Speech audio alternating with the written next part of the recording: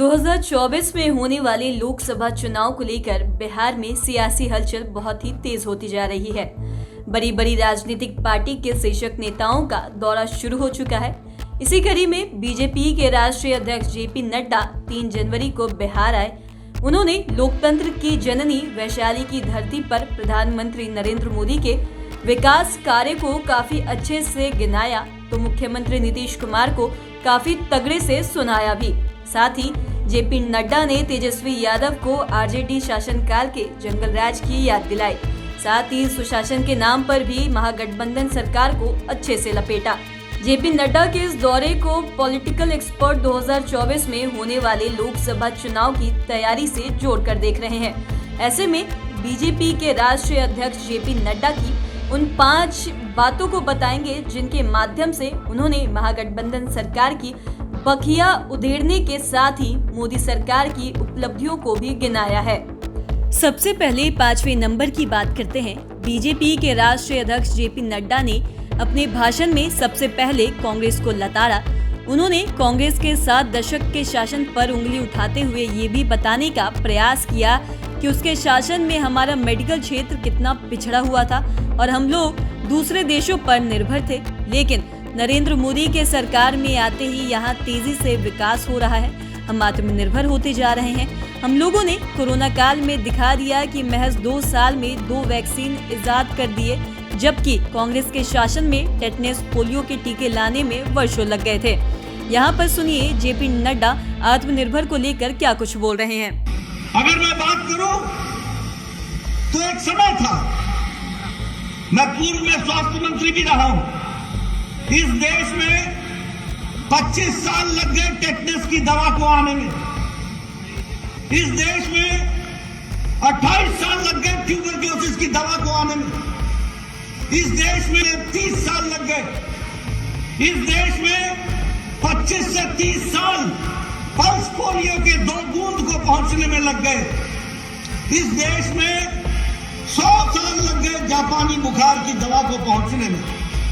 1906 में जापान में दवा बन गई थी और भारत में गोरखपुर में जहां से हरीश द्विवेदी आते हैं, यह दवा 2006 में पहुंची जब योगी जी वहां के सांसद हुआ करते थे। 100 साल 100 इयर्स।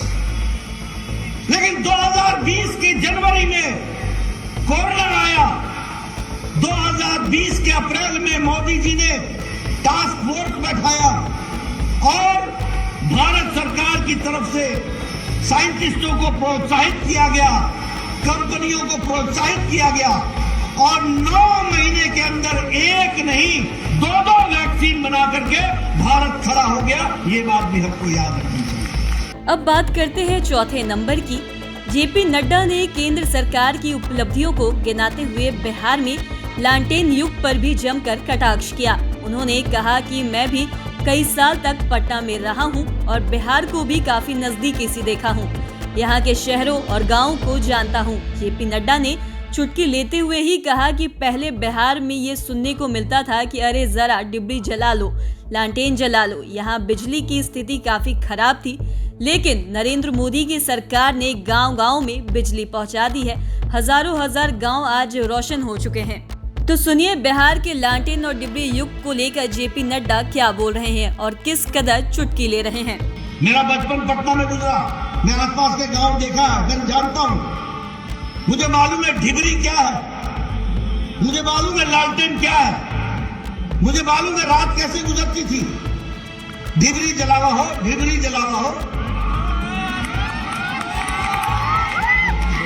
आज 18,000 गांव थे बिना बिजली के, 18,000 गांव।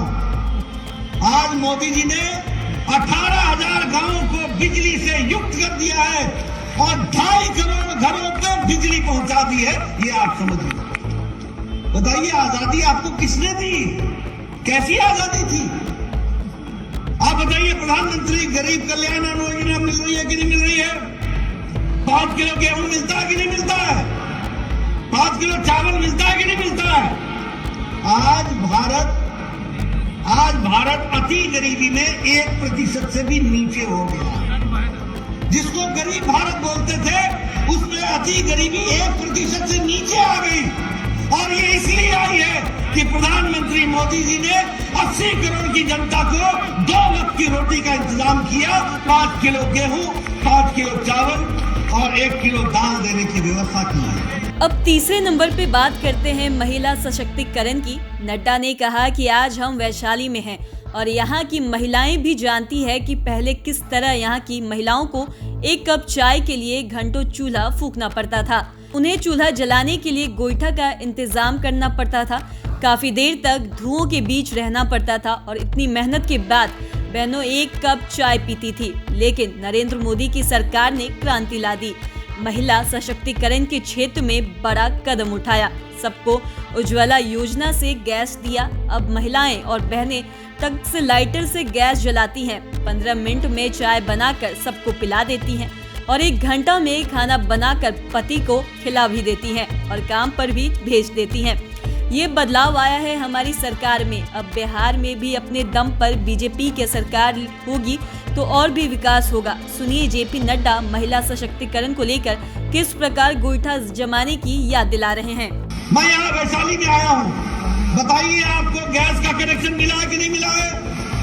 बताइए बहने, आपको गैस का कनेक्शन मिला है कि नहीं मिला है? मैं तो गांव से आता हूँ, मैंने तो देखा है कैसे बहनें सुबह सुबह उठ करके लकड़ी इकट्ठा करती थी और लकड़ी इकट्ठा करके चूल्हा जलाती थी। और आपके यहाँ गोईठा बनाया जाता था, उसको थापा जाता था, क्या बोलते हैं, थापना ही बोलते हैं, थापना ही ना, गोईठा थापा जाता था, धूप में सुखाया जाता था, उससे चूल्हा जलाया जाता था और तब जा करके धुएं के बीच में 1 कप चाय बना करके बहनें अपने पति देव को दिया करती थी। आजकल 11 करोड़ बहनें हैं, लाइटर से टक से गैस का चूल्हा जलाती हैं और 15 मिनट में चाय पिलाती हैं और 1 घंटे में भोजन खिला करके पति देव को विदा कर देती है, जाओ काम पर जाओ। ये महिला सशक्तिकरण हुआ।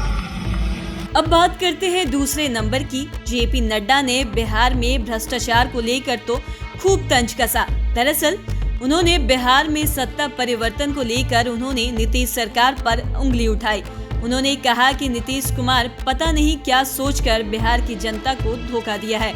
उन्होंने कहा कि हमारे हिमाचल प्रदेश में एम्स बनकर तैयार भी हो गया और यहाँ जमीन को लेकर अब भी मामला फंसा हुआ है। उन्होंने कमेंट करते हुए कहा कि नीतीश कुमार के लिए उन शब्दों का प्रयोग नहीं करना चाहता हूं जो इन दिनों उनके लिए सहयोगी दल के लोग ही कर रहे हैं, लेकिन इतना तो सच है कि बिहार में विकास का काम बंदित हो गया है। शहनवाज हुसैन ने मखाना उद्योग का काम जहां पर छोड़ा था वो काम आज भी वहीं पर रुका हुआ है। यहाँ सुनिए नीतीश सरकार और भ्रष्टाचार पर जेपी नड्डा क्या बोल रहे हैं।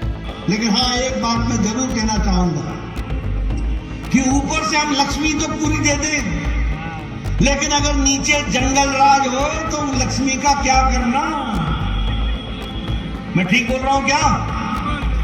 अगर ऊपर से हम आपकी मदद भी कर दें और नीचे अगर जंगल राज हो तो क्या होगा? भ्रष्टाचार होगा और भ्रष्टाचार के साथ साथ विकास में गतिरोध होगा।